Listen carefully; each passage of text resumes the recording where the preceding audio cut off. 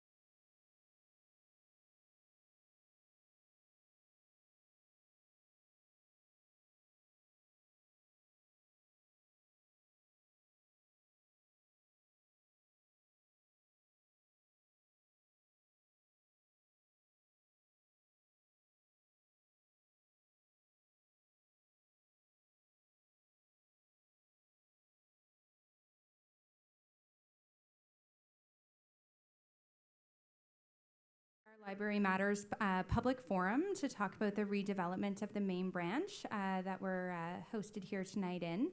My name is Carrie Lynn Poole-Cottenham. I am the treasurer of CUPE Local 503, who represents 600 members who work in the Ottawa Public Library, including this branch and 32 others in our wonderful community. I'm glad that so many people came out. We didn't know what to expect, and I think it's a really important evening where we have some wonderful panelists who are going to be speaking tonight about the issues when it comes to the redevelopment. If you didn't check in, there is a table just outside the doors where we do have some fact sheets about the redevelopment of the branch, as well as a sign-up sheet. We officially have launched our Library Matters campaign, and we have a website, so it's ourlibrarymatters.ca. We're on Twitter, Our Library Matters, and we're also on Facebook. So, of course, this is just the start of the campaign. We know that things are starting to move at a bit of a quicker pace. I do also want to call attention to one of our coalition partners. You may or may not have heard them, but Bookmark the Core is another group. Great, nice to see them in attendance, who are also doing some mobilization work in the community about the very issues that we're going to be talking about, in particular the location. So it's truly a testament of how important the services are that are offered in the Ottawa Public Library, and we're very excited to be here today. So in addition to launching the website as well as the Twitter and Facebook and different ways to engage, we also have produced a short video that kind of profiles a bit of the work and how libraries contribute to vibrant communities. And we're going to be pleased to show that to you now. What's a library? Well, the dictionary definition is a building where books, periodicals, and other materials, such as videos and musical recordings, are available for people to use or borrow. But that description hardly does a modern library justice, does it? Because today, libraries are more than just stuffy, silent book depositories. Today, libraries are vibrant cultural and social hubs, often architectural showplaces, where men, women, and children of every age, social strata, race, creed, and color gather to discover, to discuss, to dream. Today's libraries are multimedia gateways to all the world's knowledge, portals to the arts, literature, and music. They provide vast electronic resources and a dizzying array of programs and services that play an important role in the fabric of our ever-evolving society. Libraries also level the playing field, especially when it comes to literacy and computer skills training, ensuring that knowledge and technology are available to everyone, not just to those who can afford it. We are truly fortunate in the nation's capital. We have a wonderful library system dating back over 100 years, with 33 branches spread throughout urban and rural Ottawa. At its heart is our main branch, a dynamic municipal resource that not only strengthens our downtown core and champions our cultural lives, but does so in a safe and welcoming environment. Office workers pop in at lunch to use the genealogical services. Students drop by after class to do their homework. Seniors stop by for a seminar on personal finance. Children and parents assemble for family story time. Our main branch is a civic treasure, a place that empowers, that enlightens. It embodies the art of possibilities for young and old. It belongs to every citizen in Ottawa. It should not belong to a private company so that they can commercialize and profit from it. It's worth funding. It's worth fighting for. Keep it downtown. Keep it public. Isn't that great? So we would encourage everyone to share the video, use social media. It is available on the ourlibrarymatters.ca website. And we're really hoping that it does get some traction, and that only happens when people engage and help us along. So I just want to go over a bit of the format for this evening. So if you're French speaking or if you'd like French translation devices, they were out at the table when you checked in. We do have simultaneous translation happening, so this would be a bit more of an accessible event for that, and our panelists do have translation devices as well. So that's what we're offering, and we're also web streaming. So if you have a friend that you want to send a text message to, or you want to post it on your Facebook page. So it's live web streamed on the ourlibrarymatters.ca website. So what's going to happen is I'm going to introduce our moderator, and we actually have 3 panelists that Corey is going to introduce. And then they're going to give some presentations to provide some content and increase the discussion level. And then we're actually going to move to questions and answers. So that will be your opportunity after the 3 panelists have presented to actually ask some questions and get some content. And then as soon as that's over, we do have a hard deadline of kind of wrapping up for 8:30 because the library closes at 9. Then we're going to talk about what next steps you could take as, citizens or advocates or people who live in this community who want to engage and increase some political pressure to make sure that the library and the redevelopment of the library meet your needs. So it's my pleasure to introduce our moderator for this evening. He's the former CBC municipal reporter from Corey O'Kelly, and he's going to be introducing our panelists and kind of maneuvering and bobbing and weaving when it comes to the questions and answer session that will come afterwards. So thanks so much for coming, and I hope that you enjoy the evening. Well, thank you very much, Carrie Lynn. I've covered a lot. Library board meetings, library meetings over the treat not to have to run out of here at 9 o'clock with a clip for the 11 o'clock news, so I'm going to enjoy this. When I was 9, I was living in another city, and we had to do an essay, grade 4 or 5, whatever it was, on how animals had helped mankind over the years, and donkeys, horses, camels, oxen, that sort of thing. So I joined the library, not knowing very much about it. I got a book called The Beasts of Burden. I took it home. I did my essay based on, got a B, I think. And thereafter, I put the book up in the back of my closet. I don't know how many months, was it a year later, I got a nasty note from the library asking for their book back and giving me a whopping fine in the process. Now, my mother, who was the sole breadwinner, didn't take too kindly to that, so she introduced me to the world of high finance. And for the next month, I went out at night, collected dewworms, and sold them to fishermen. And a month later, I paid off my debt to society and returned the book, The Beasts of Burden. And it's still part of my family's lexicon today. The matter is known as the Ox Book Incident. So I mention that just because I have a great fondness for libraries. They taught a 9-year-old about independence, about responsibility, and just how important it is to have a library. I carry that today, so it's kind of nice to be asked to do this tonight. And libraries, must be built properly, they must be financed properly, and they must be operated properly because they belong to all of us. Hopefully our distinguished panel will get us a little closer to that resolution. We have three of them here tonight.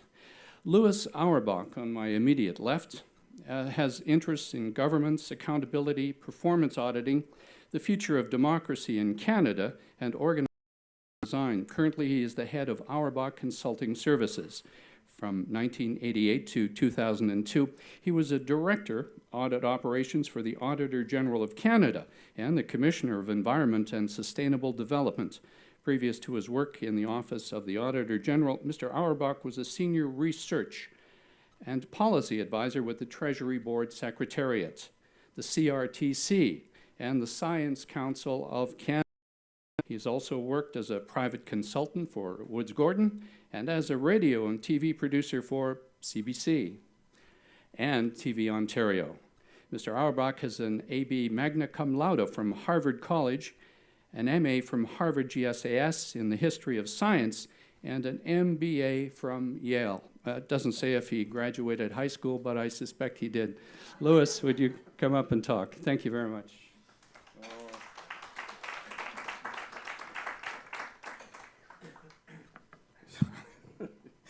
Well, I'm not sure Google, there was something must have been left out of them, if you search me on Google. Anyway, what brings me here tonight, apart from my love of books and libraries, stems from my time at the Auditor General, where I did lead a number of projects that looked at organizational with respect to cost and effectiveness and accountability.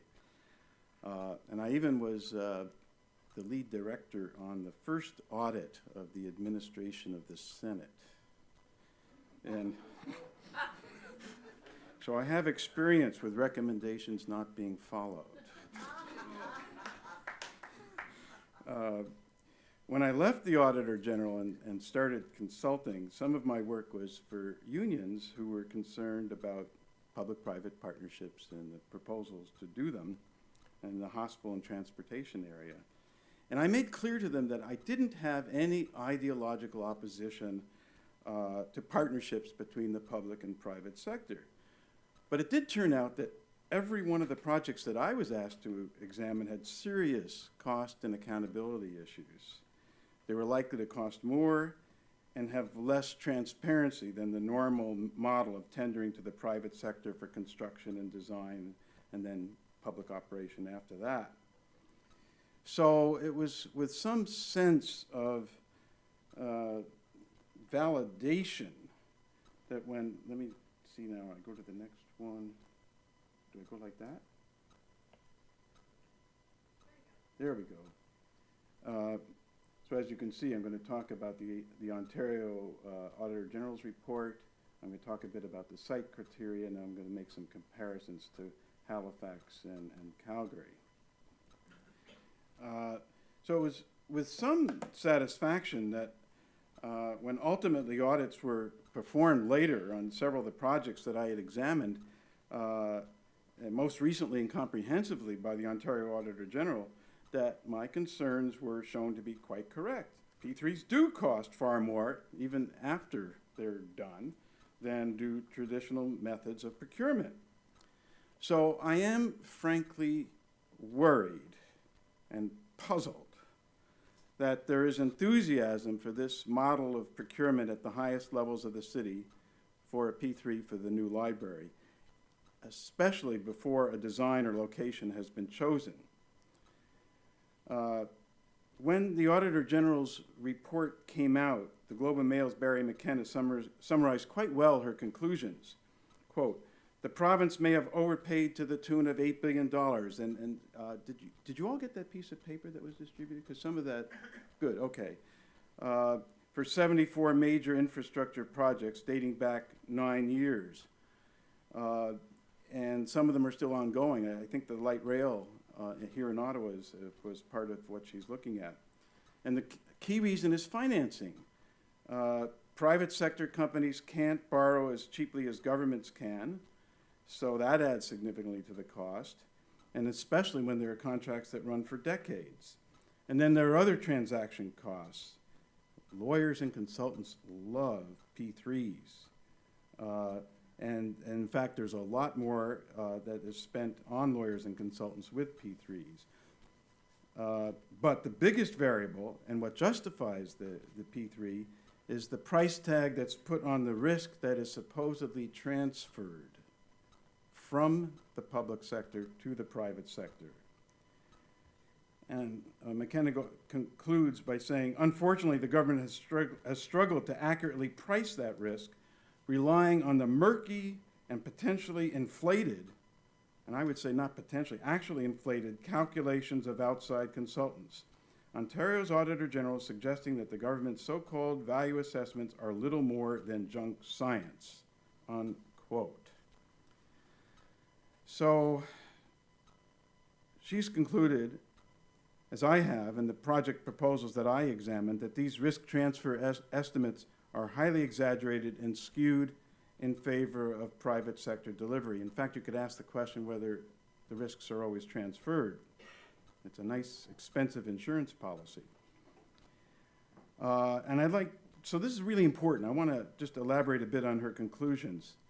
She said, and I'm quoting now from the report, there's no empirical data supporting the key assumptions used to assign cost to specific risks.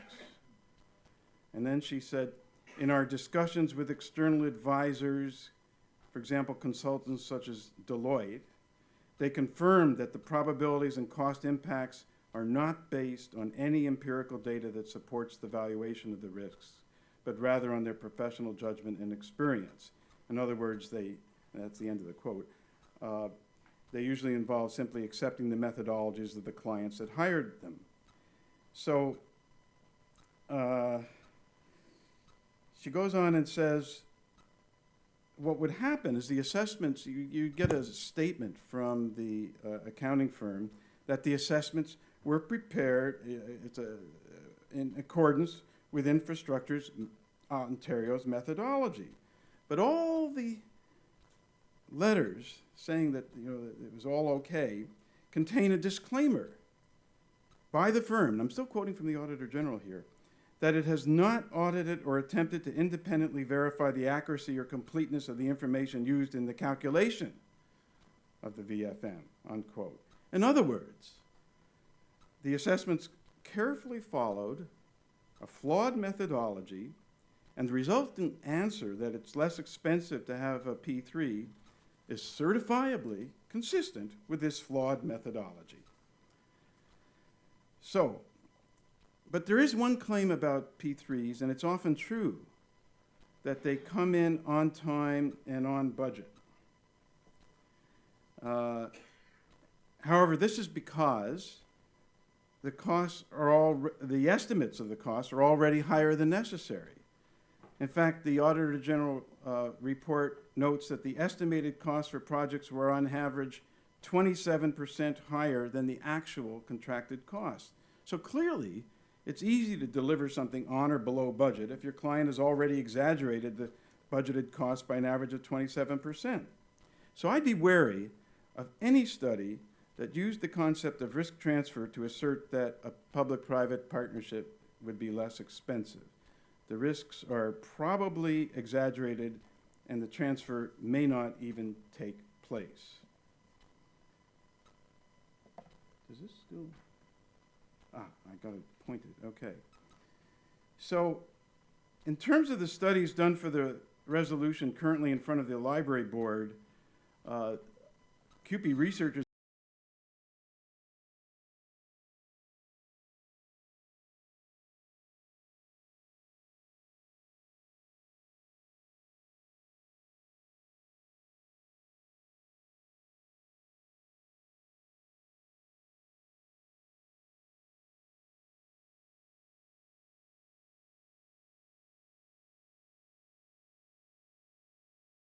that this partnering will enhance the site or even save money.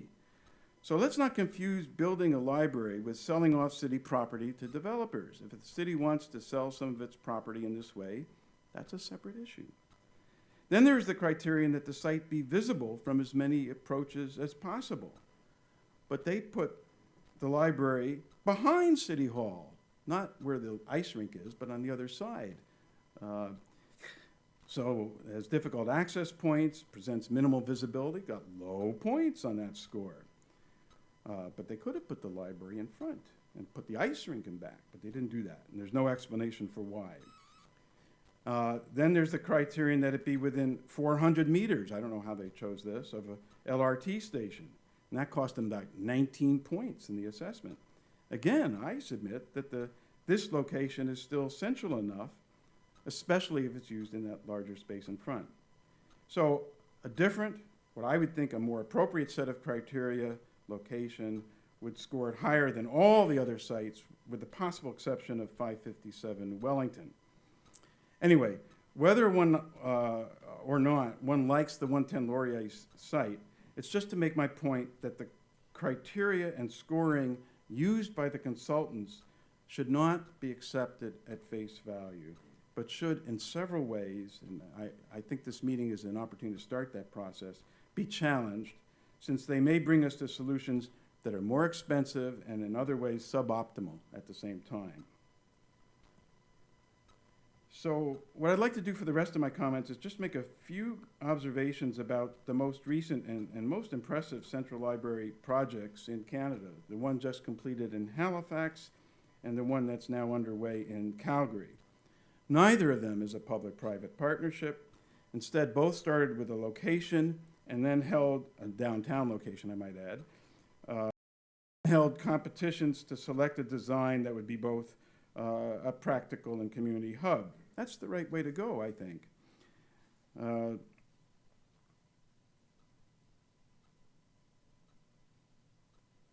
That's what Halifax is going to look like, or looks like, actually. It's now open. They started with an RFP, request for proposals, for an architectural consultant. And after the architect was selected, it was a Danish architect and had a local partner, the design was approved. The city went to what is going on there? Okay, well, anyway.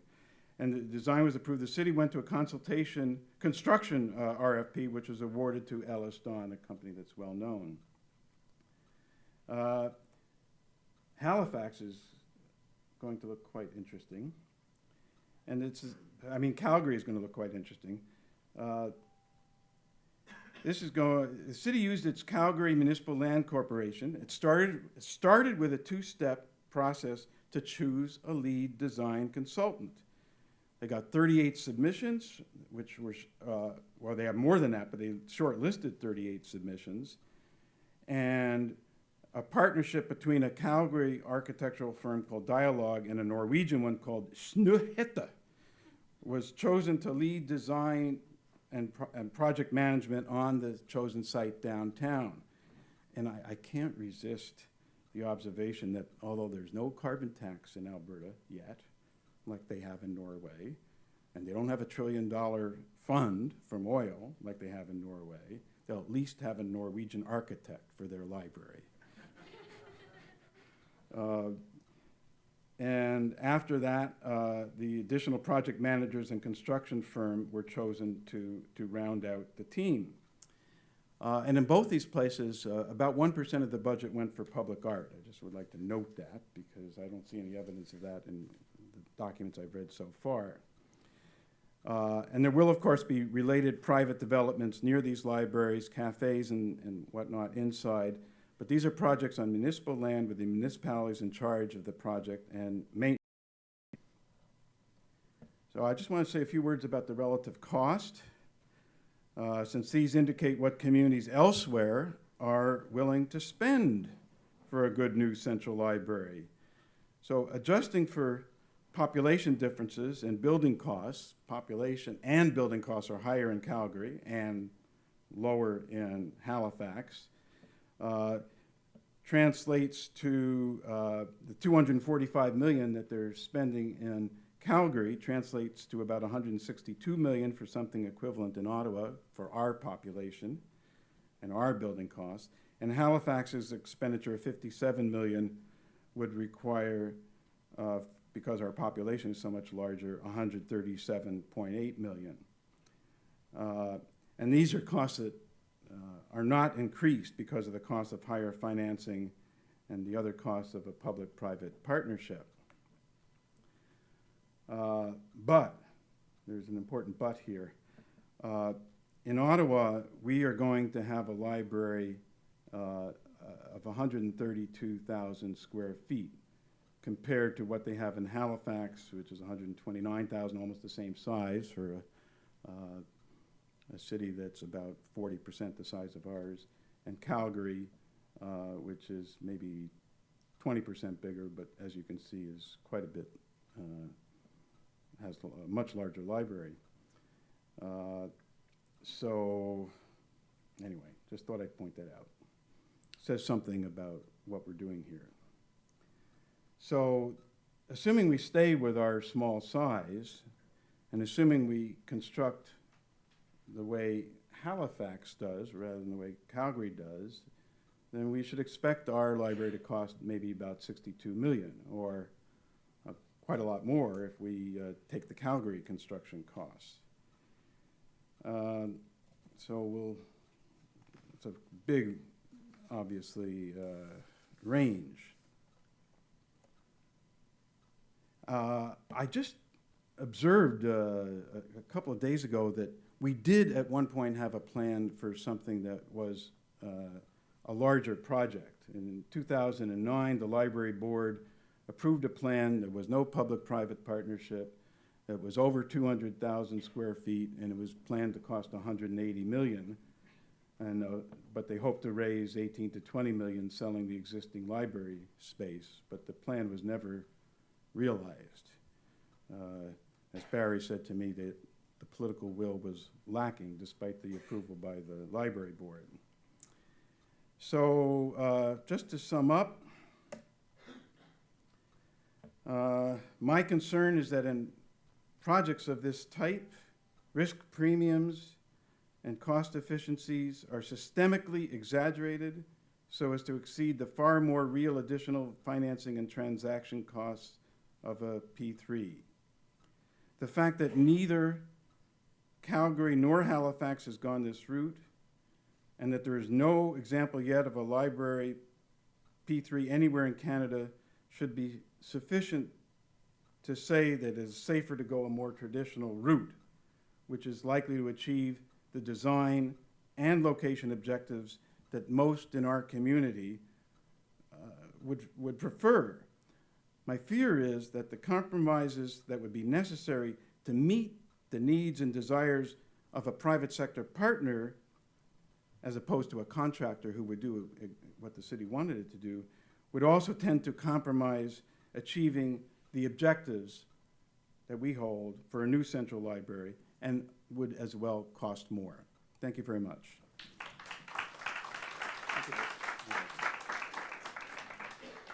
Thank you very much. You've just heard the voice of Louis Auerbach, one of the most distinguished voices in the city, raising concerns about this proposal. Our next speaker, Barry Podolsky, is an Ottawa-based architect from Barry Podolsky Associates, an Ottawa-based architectural, urban design, and heritage consulting practice founded in 1969. Now, Barry was doing green before most people even thought about it, so he's revered for that here in this city. The firm has won over 28 national, provincial design awards, of which 22 have been for heritage conservation. Great pleasure, Barry Podolsky.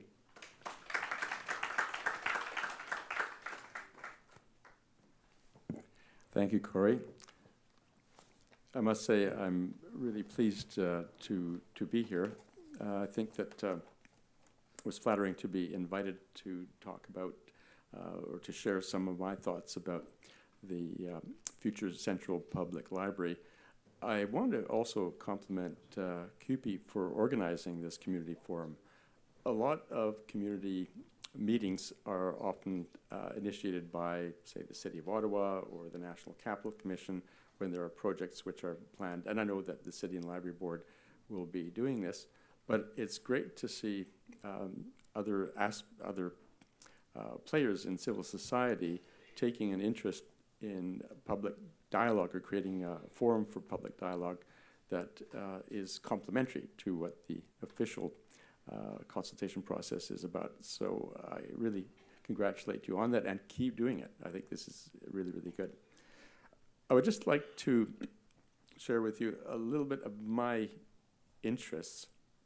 I'm obviously a practicing architect and heritage consultant, and an urban designer, but I'm very interested in the history and evolution and future of cities, particularly Canadian cities. And I think that, so I'm an urbanist, as many of us are, that have been born in cities and will live our lives in cities where we become an urbanized country. I think something like 70% of us now or more are living in cities. So this is our habitat, this is our nest, and I think that it's really important for us all to participate in transforming our cities into places that are fostering the best of human behavior and the best of our urban experiences. The specific experience that I have had as an architect is that I was lucky enough to be able to design 4 branch libraries in the Nepean Central Library, which is, you know where that is, the Rockcliffe Public Library, and then the Cumberland and Gloucester branch libraries in the East End. And in having had the chance to design those libraries, my sort of love for places that are inspiring, that foster education, and working on how to make these places really happen in a pragmatic way was reinforced. And I was educated so much by the library consultants and the library staff that are clients on those projects. And you know, those experiences, as well as the experience of building other public buildings like schools, and just in the last few years, my partners and I had the opportunity to be the architects for the renewed Canadian Museum of Nature, the Victoria Museum. That took 7 years of my life. And so I have a love not only for architecture, but the way in which public buildings are used by the public. So having said that, I don't think there's anyone in this room, or probably many in this city, that would dismiss the idea that we need a public library system, and now we wouldn't dismiss the idea of the need for a central public library. The case has been made, and I'm one of those that is a convert to that. One of the things that we have had now is a report to the library board, which goes to it tomorrow, with recommendations that talk about how it should be procured, the different options for procurement. Is it all public, or is it public-private? What kind of hybrid might we explore?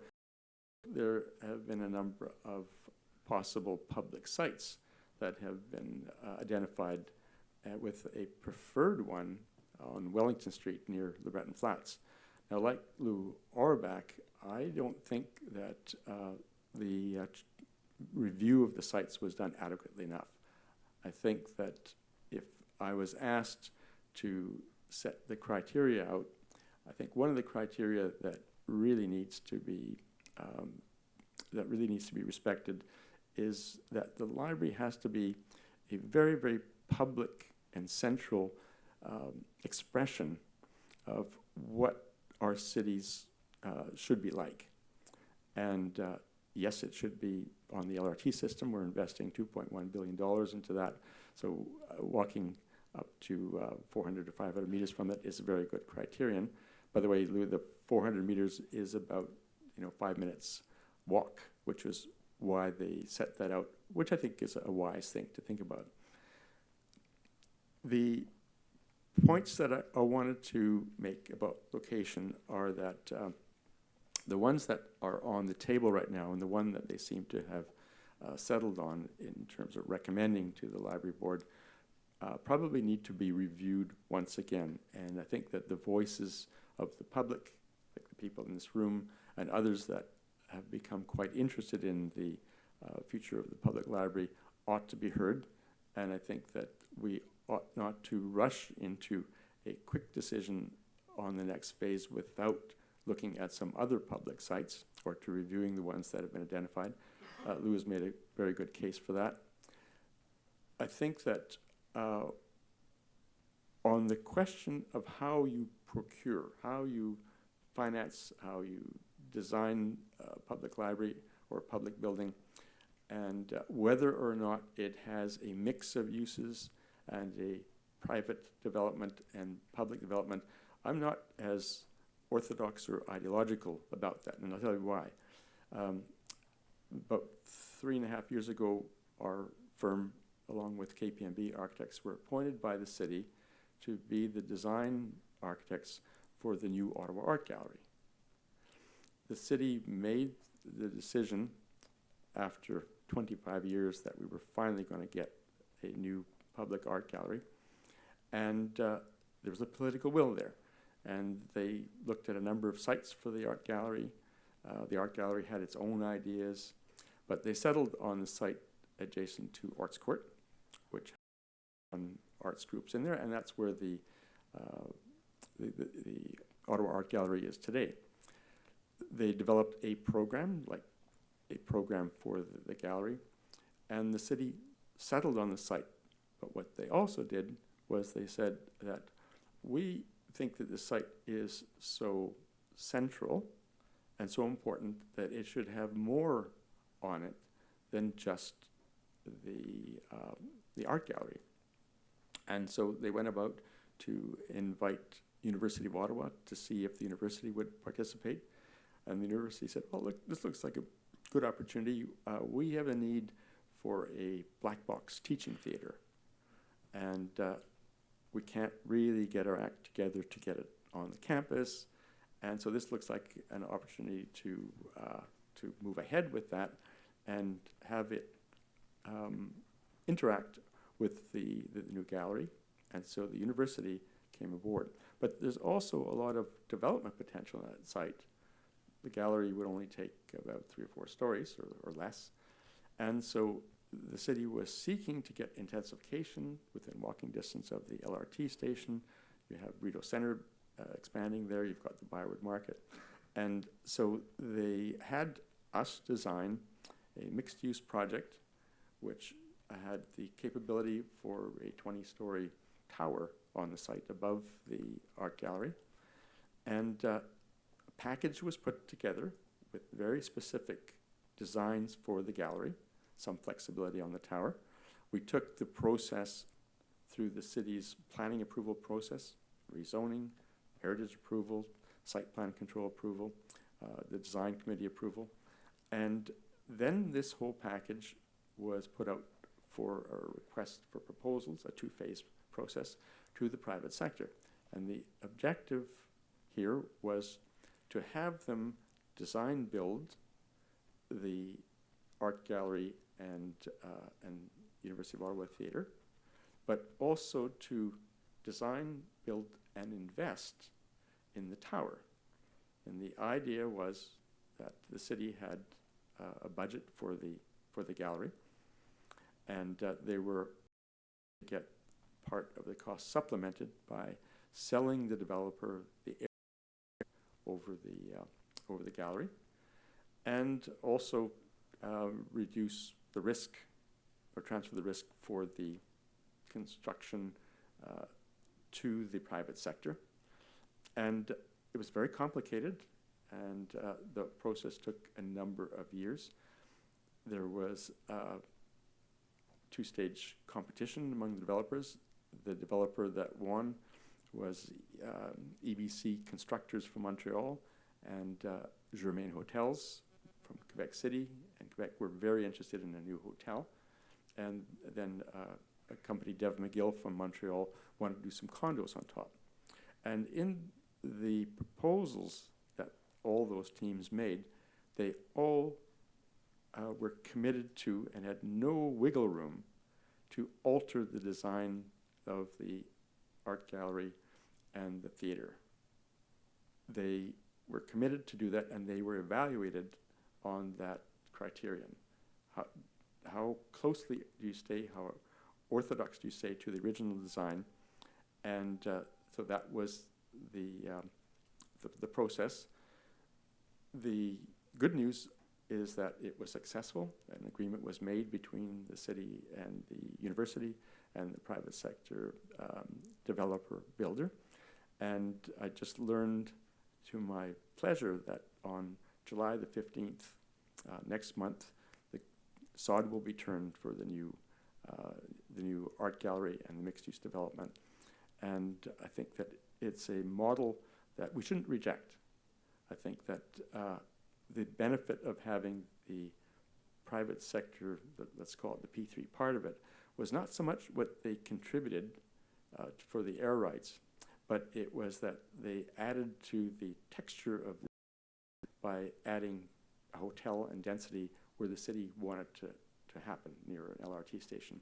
So there's no easy, it should be black or white. There are a lot of areas where you can develop color.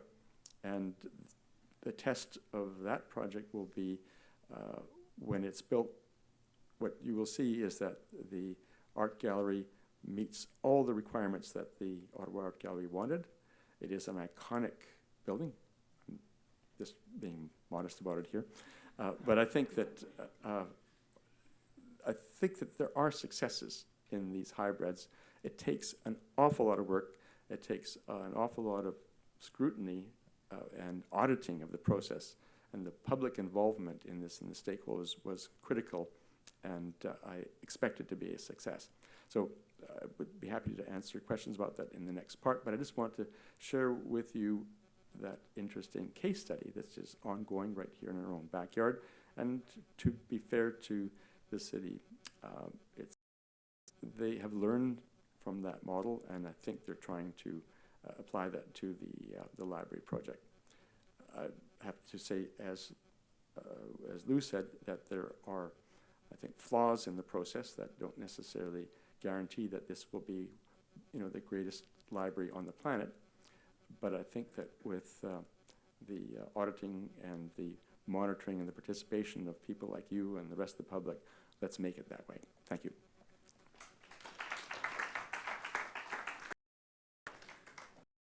Podolsky, interesting point about hybridizing library sites. That's going to be for some people, I'm sure. Katrina Miller joined the public interest team in 2011. Prior to public interest, she worked in the environmental nonprofit sector, where she developed and advocated for local environmental policies and programs by engaging stakeholders from the NGO sector, relevant communities and neighborhoods, and local government. She has in-depth experience managing multi-sector collaborations, developing grassroots campaigns, guiding policy initiatives through government decision-making processes, and crafting media and communications policy. Speaking to Katrina earlier this evening, she's lives in Toronto now, but she's a native of Chicago, and if any of you have been or seen how Chicago has developed itself in relationship to the waterfront, it's an amazing process. The waterfront is wide open, and I think you could say they put people before development. My pleasure and your pleasure to meet Katrina Miller. Well, thanks so much for having me. I am not from Ottawa, obviously, and so I cage everything I say in understanding that I speak about a community that is your community. And I hope that the things that I have to share are things that are valuable to you in being able to put what's most important for your community first. Now, I'm going to start with giving you a little bit of background that I cut my teeth on public policy and environmental activism, which really is a David and Goliath situation a lot of the time. And so I had to learn very quickly some effective ways to argue against bad policy and propose good policy. And there's three things that sort of win the day for me, at least. The first is that when you're looking at a bad policy, make sure that your critique of it is simple and straightforward and picks at the most vulnerable things. And I think we've heard some of the most vulnerable things here. And I'm going to try in my presentation to, at least in my general scan of what's before you, point out some of the vulnerabilities that I see. The second is to ensure that the solution that you want is concrete and clear. And the last and most important thing is to ensure that it's about people, that you're always talking about people, because if it's about people, then people will care. And that's how we win the day, is by making sure that people care and what's happening to their communities and in their municipalities. So let's start with where this all comes from. Now, considerations of P3s and other strange alternative funding models in order to build our public assets really come from the fact that our municipalities aren't funded properly. We have seen the decrease of funding from senior levels of government over the last 25 years, while all of our social service costs, our infrastructure costs, even our policing costs have gone up. So municipalities really are in a bit of a chokehold around their funding, but that's not just at the feet of those other levels of government. Municipalities themselves, and I think including Ottawa, have made their own constraints around being able to use the revenue tools in order to build the kind of communities we want. Tax increases, for example, have become almost a third rail politically. And because of that, we're stuck in a situation where municipalities are always saying, we don't have any money. And that's what puts us in the situation that we're in today. This is an article from CBC, I think, in July of 2014.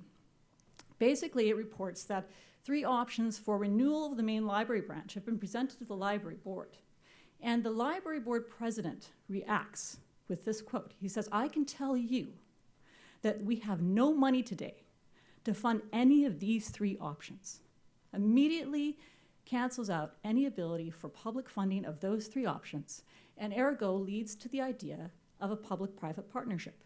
Now, we're going to put aside for a second the assumption that a public-private partnership will actually cost less than a public option, and just see how this choice gets sort of narrowed right off the bat on the idea that the municipality doesn't have money to be able to renew its public library. We see what happens when they go down a public-private partnership path, that the choices become more and more narrow, and the community need and the community served by a public library becomes less and less central. So here we have the 4 criteria, the 4 considerations they use in order to widen the search space outside the downtown core. 2 of the considerations are based on it being a public-private partnership. The fact that the OPL board itself said we want that potential of a public-private partnership considered. And the second being, as you've heard mentioned, this idea that you have to have a site that includes this extra capacity for development so that you can entice a private developer into this partnership with you. And then the other 2 considerations, the development of the rail line, being able to expand that kind of access to space, as well as some development of, I think it's the West Precinct that's happening now and they consider will happen in the future, is used as sort of rationale why we can expand the search area. But what they've done is basically change significantly the catchment and the location of where your public library would be. And the reason why that's so important is when it comes to public services, location is absolutely everything. In fact, someone told me today, which is a very, very handy little fact that they've given me, that in 2012, a study was done for the public library about what kind of services people wanted and how they wanted that service provided. And the most important thing that people mentioned in the study was that location was the most important thing that they thought of when they thought of how they accessed that service. And somehow in all of this consideration, that public consideration, that community consideration about what location means to a community and how they access a public service like a library seems to have fallen off of the central point. Now, the reason why it's so important, the reason why community needs to dictate this process is because essential services, critical services, critical universally provided services like libraries are a critical part of our communities. They don't just increase our well-being, they actually make our communities more fair. And that's essential in a time when we're seeing our communities grow in inequality right now.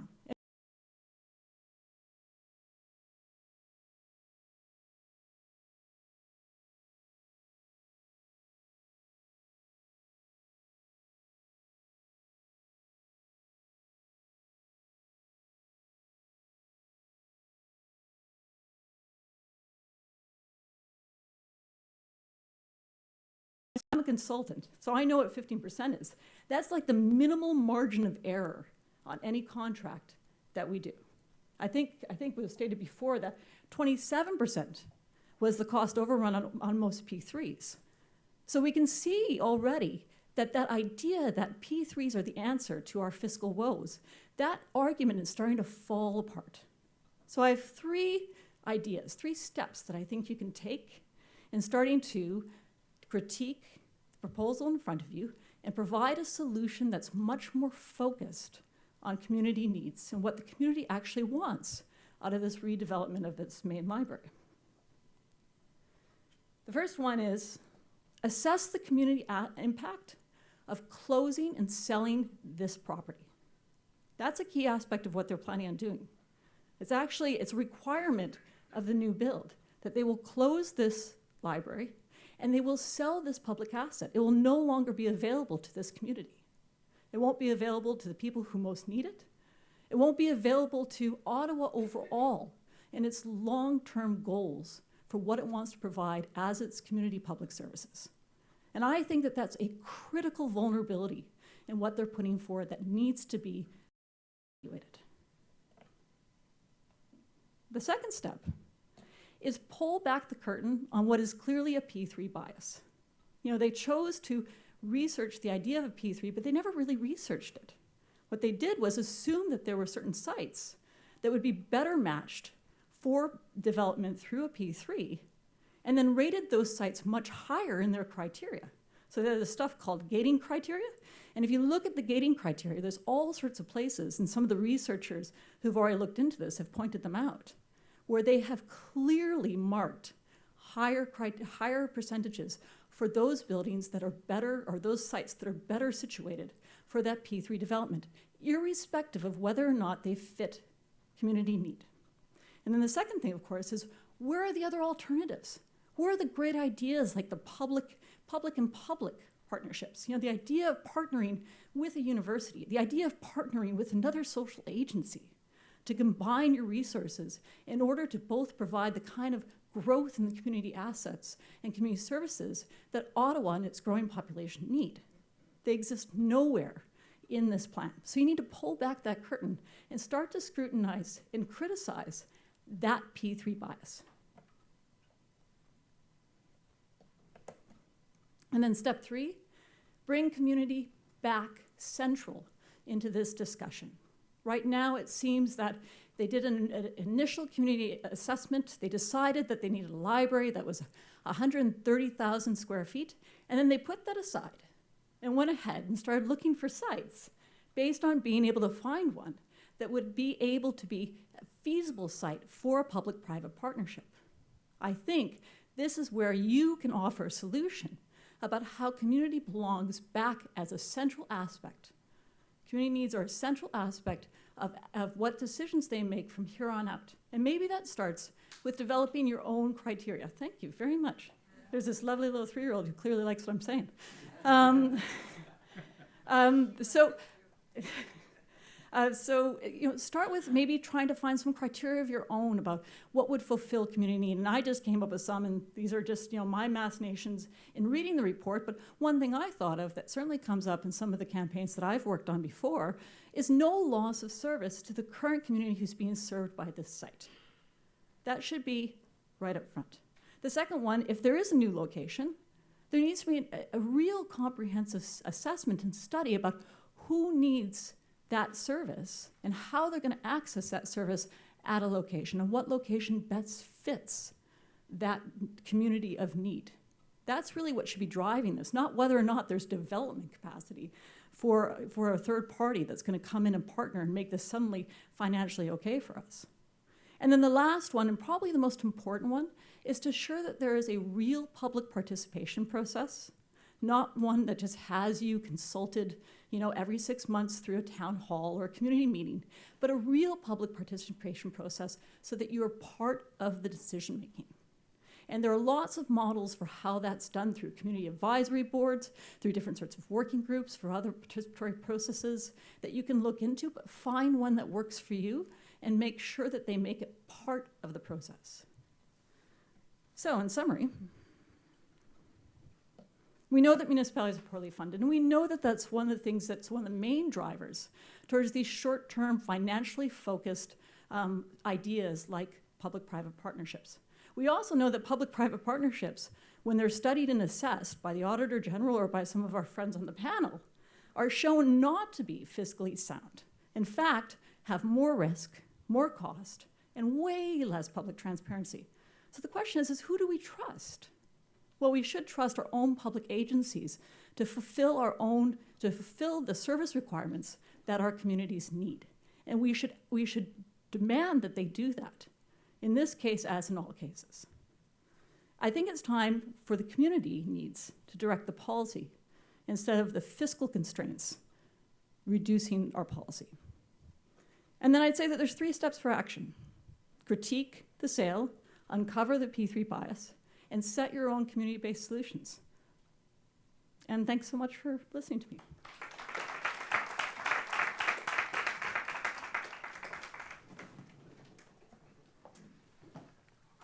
Well, thank you very much, Katrina. More food for thought.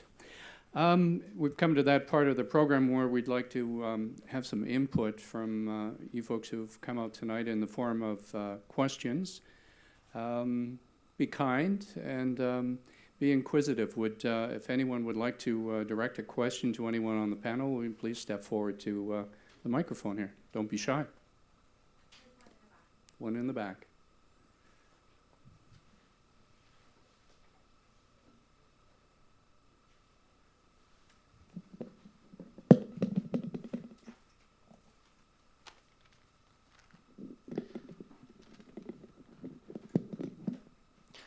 Hi, this is not so much a question, but a comment. It's going off of what Katrina was saying. Really, when I looked at the report that was submitted, proposal report that was on the library site, there was nothing about the users of the library. It was all about the mechanics of moving and building a new library. There was for me, everything's the location. I come probably 4 times a week to the library, and I know a lot of other people come even more often than that. And if the library is moved too far from where it is now, it's going to mean that a large part of the population that use it now will be denied of use of the library. And the Wellington location, although in some ways maybe it's okay, it's actually between areas of larger population concentration. It's supporting the transit way, but it's not really supporting the population that uses the library. And even the transit model that's in the report, the transit would bring people from farther away, even west and such like that, in to use the library, but would be more difficult for the people who are living in Centertown here to actually get access to it. And also there's a huge work population that comes down, and I see them use the library. If it's going to be further out, none of them will be able to use the library. It's too far away. So there's a bunch of questions like that are really problematic in terms of how it's been done. I'm not really criticizing that much about what the library considers its needs or what the general cost might be, as long as it's not too high. But that location is really, really critical. In a way, what's been talked about so far is really saying, well, Centertown, which had the library, is no longer going to have it. I hear what you're saying. Would anyone on the panel like to speak to that apparent loss of importance of foot traffic? Has it made its way to the top of the board or even the middle of the board? Well, I'd just like to say that my organization does needs assessments for community service agencies. And one of the things that we do is look at the clients or the people who are using that and where they come from and how they travel to that location to assure that you understand the path of accessibility through different sorts of transportation. that's because everyone knows location is key, and that's what's missing here. We see absolutely no study and no consideration of who's being served right now, how they're getting to this branch, and how they're going to get to another location, and how that's being factored in to the consideration of other locations. And I think that's a real issue. Katrina, you've probably seen more reports than I have. What is the weight given to foot traffic? Can you tell people? I don't know, actually. I don't have that off the top of my head, but I do know that there's some real concerns about the weight that they put in this report for some types of transportation while ignoring other types of transportation. For example, one of the sites has a bike path within a block of it, and they mark it as having no cycling infrastructure near it. Corey, and I appreciate your comments and your observations on location. Yes, it's location, and I think that it's also location to be imagined in the long term, like 50 years, 100 years from now, because we all hope that this library will be iconic. It will serve the communities, but also maybe within 40 years or so be a heritage building and therefore be conserved for forever. And that's an architectural angle to it. I think that the game changer in this city is the LRT system. We haven't quite grasped the implications this has for city building, and the fact that an LRT makes, in a linear way with its stops, it alters the patterns in which we can get access to things. Yes, this library that we're in right now, the Central Library, is the Centertown local library, as well as being the main library for the city. And yes, in terms of evaluating the locations, you need to look at the working population as well. We have, I don't know, 100 or 125,000 people working within maybe 10 minutes walk of this place. Having said that, I think that the report that has been written by the consultants and the staff that will be coming to the library board tomorrow, and I agree with my fellow panelists here, is it's not exceptional. I'm trying to be generous here. And the things that are missing from it are the criteria such as you have identified, and the question that Lou has raised also is missing from it. I think that one of the criteria that is missing, in my view, is, speaking as an architect and an urban designer, is that the location that's chosen has to be so prominent and so visible that it creates a sense of awe and attractiveness for the whole population. That's something that not only, even if they don't attend it, they feel good that we can build the library. And I'll give you a really interesting example about how iconic facilities have been chosen. We all know our National Arts Centre, and 50 years ago when the Government of Canada was trying to find a site for the National Arts Centre, they had 22 different sites that they started evaluating. They narrowed it down to 7, and the one where the National Arts Centre is today was essentially chosen because it was at the center of the center of the center of the city. It happened to be owned by the City of Ottawa, not the federal government. But they chose it anyway, and then they negotiated with the city because they felt it was the best place that the National Arts Centre should be. And so we're at a point in time in the process of identifying a site, choosing a process for procurement and building a central library. And I don't think we're there yet. We're not really on track yet, and I hope that in the next couple of months, or maybe 6 months, with participation from the public, that we will straighten our track towards something that we'll really be proud of. Louis, please. That's all. Just to add to Barry's point very briefly, I was at the consultation session that the city held about 2 months ago. very impressive presentation by the people who are consulting the library board. But you know what was off topic? Location. I mean, I couldn't believe it. I hear some murmurs in the audience. Would you? I've got the mic here. I'll be standing here. You've got someone Oh, up at the back. Come ahead, sir. Yep. Well, thank you for coming out and for the time and for the presentations. And they're all extremely professional. It's extremely good. And what can one fault with it other than a little sense of overwhelming with it? And I'm trying to get my head together here, and I'm just following up a little on the last speaker, because there's not, any great disagreement here. There's all we've presented here with very technical stuff, but at the end of the day, it's all about library users, and I'm concerned here. I live in the city. My name is Kevin Dooley. I'm a local author, and I've got books in here, and I use this place. But there's a different. It's what a library is all about. I'm not hearing that. I don't hear him hearing it anything. Now, what about him, all the library users, all the people who have cards here? Is there any kind of process? Maybe you could answer it. Maybe someone can answer it. Is there any process of actually going to, guess what, the library users, the people who use the effing library, who can come in, and do they have any say in this?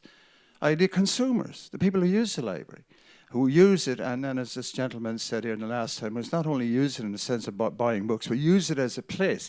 Now, this little location where you're sitting in here, brothers and sisters, is an actual auditorium, and there's a lot of stuff going on in this town. And what a library needs more than anything else is a focal place for community-type activities. There's an enormous amount of reading groups, writing groups, social groups. This is a very, very, very busy place. This little auditorium right here, but it's not adequate enough. It's downstairs, got no windows. It's a bit of a hole in the wall. And when you're talking about all your plans, where's your plans, or what's in the plans for a library being? And I'm looking at here all the usage of it. Look, and it's very impressive. You got millions and millions and billions, and there's figures here coming out the yin-yang of the number of books and the number of this and the number of that. And yet there's also a lot of activities going on here, and that needs to be expanded. The place is already crowded. Now, I was recently in the Halifax Library, and I've been in recently in the Ottawa or the Vancouver Public Library. Now, one of the things about libraries is they're also social places. They're places promoting reading, writing groups, all sorts of things. They're also community places. Is that in the new agenda? I don't know. Is there anything other than talking about the aesthetics of buildings? Thank you, sir. Out on the other thing, I know who you are. You're a wonderful author and all thing. We're talking about inside the bloody buildings. I'm talking about going on in that too, and everything here. I'm coming out with a sense of frustration, echoing that. It's yes, everything is right here. Get the money. Turn the corners, but at the bottom line, it's all about the users. I'm repeating myself, I know. Is there any way of canvassing the users, as the users and the library people, and also to the other users of the library people, the community groups that are out there?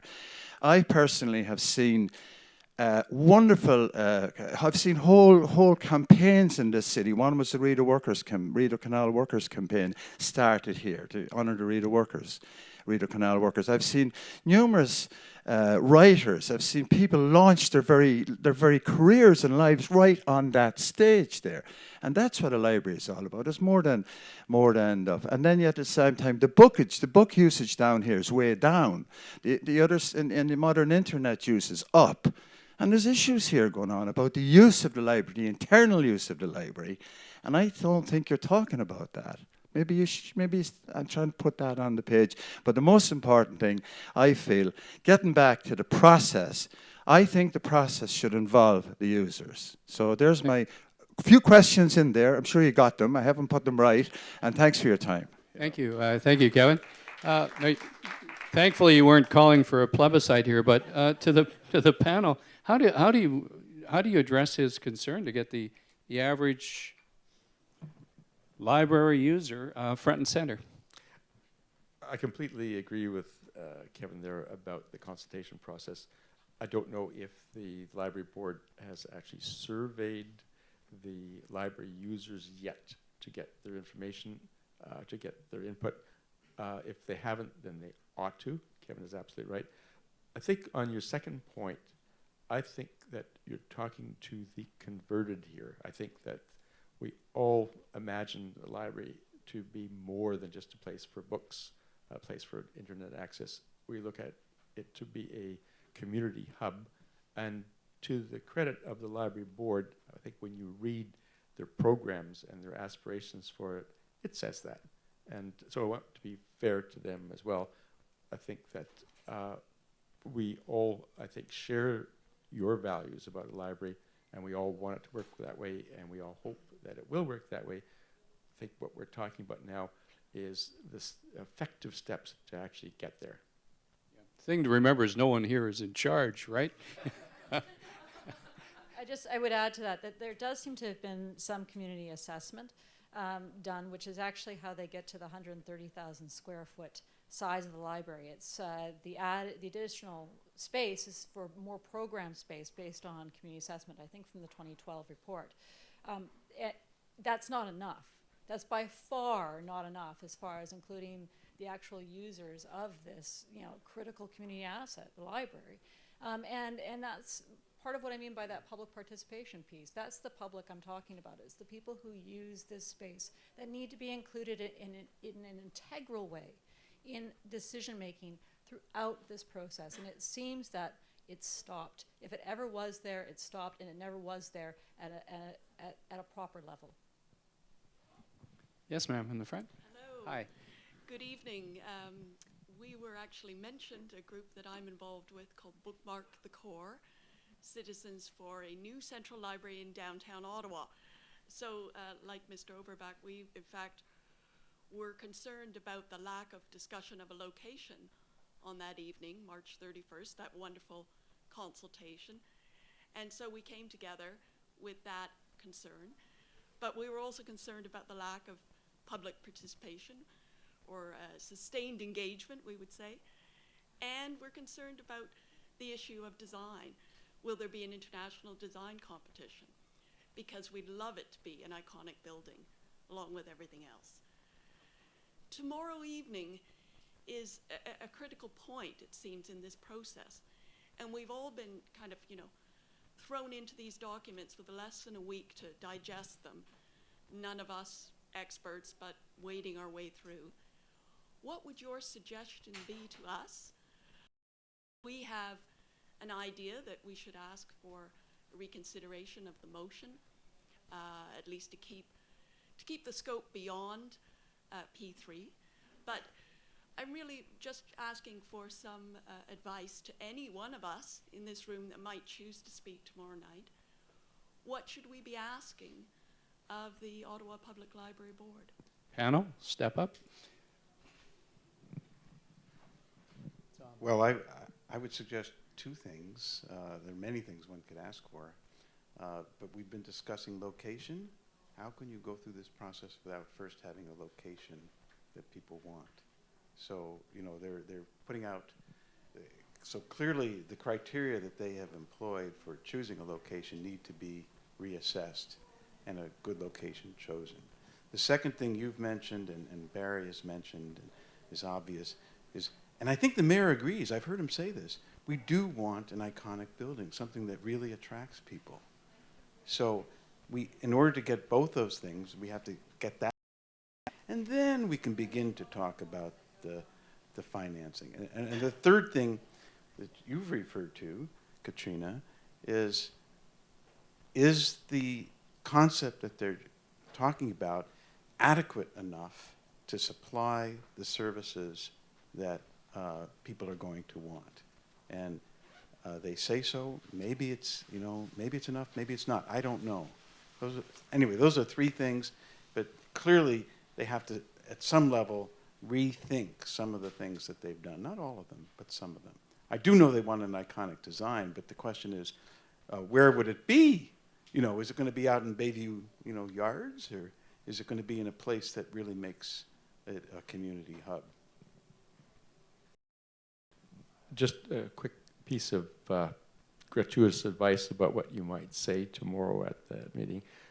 On the issue of consultation, this report, just became public. It went online just a week ago.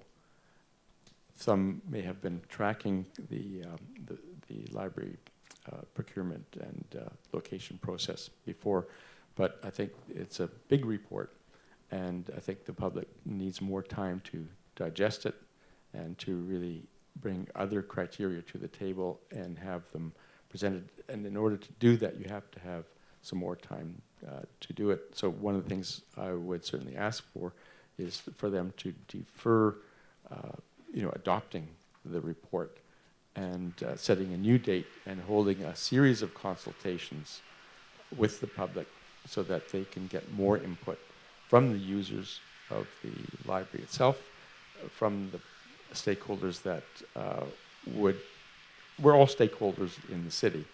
And I think that would help the library board make a better quality decision about the process. So that would be my advice to you. Does that resonate for you? Absolutely. All right. And by the way, please check us out. We are on Twitter as well as our Name your group again, please. Bookmark the Core. Bookmark the Core. We have time for one more question. Thank you very much.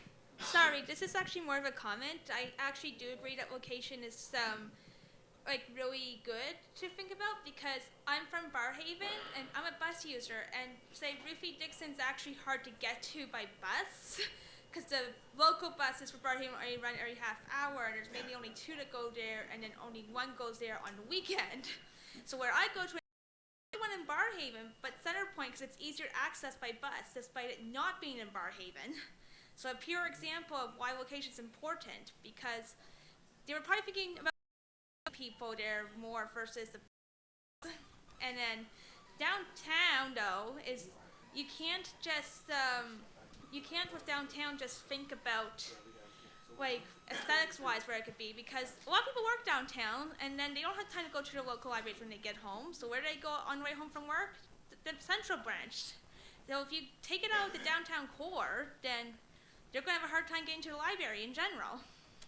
Yeah, well, that's an interesting point, because I mean the city is city building around transit. So well, I don't know if they'd have to change the bus service on weekends or times like that if you moved away from the direct downtown core. Anyone have a thought on that, Barry?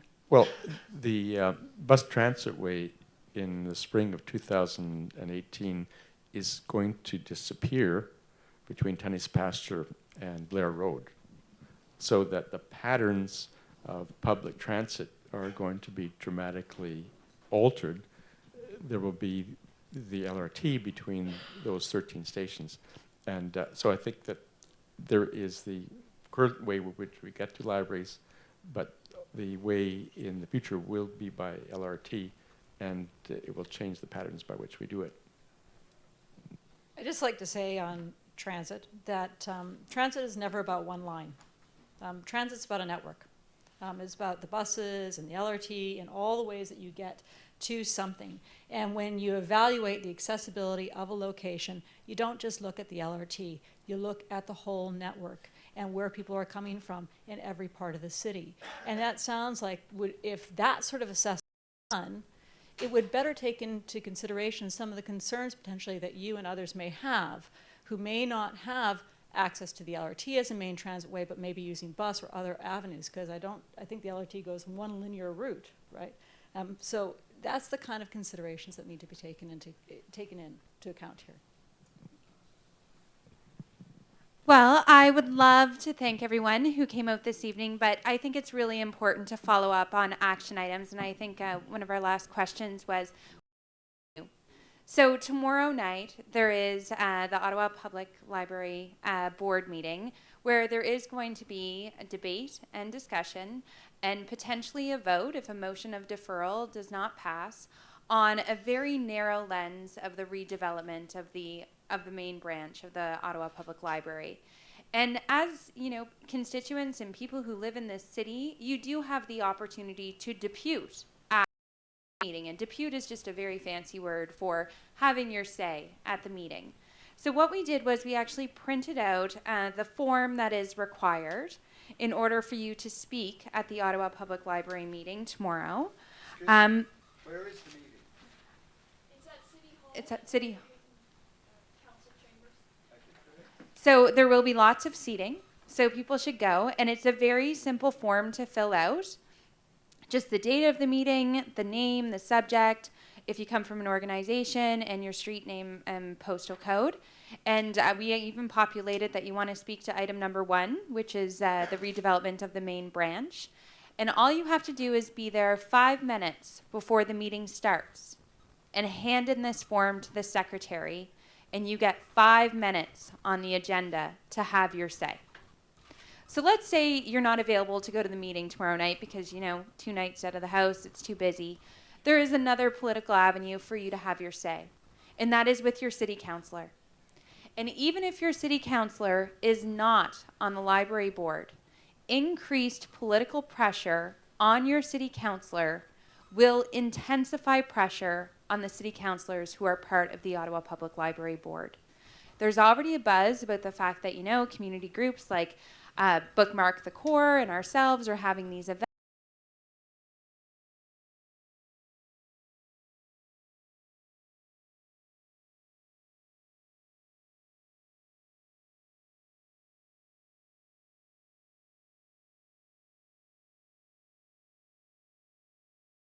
as well, quite active.